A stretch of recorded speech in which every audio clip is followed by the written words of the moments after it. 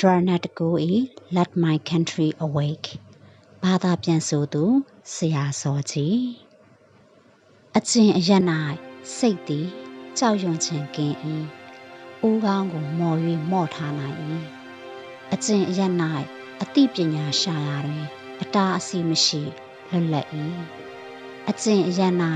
ကိုယ်အချင်းချင်းမကျင်မနာမကျင်းမြောင်းသောတတိုင်းအကာရန်တို့ဖြင့်ကမ္ဘာလောကကိုအစိတ်စိတ်အမွှားမွှားဖြစ်အောင်ခွဲခြားထားခြင်းလည်းမရှိအကျင့်အရ၌ပြောဆိုသောစကားတို့သည်သစ္စာအနက်မှစီးဆင်းယူထွက်၏အကျင့်အရ၌မလျှော့တကြွဇွဲလုံးလာသည်အပီးအပြောက်အကောင်းအမွန်သို့ရောက်အောင်တက်လန်းချီတက်လျက်ရှိ၏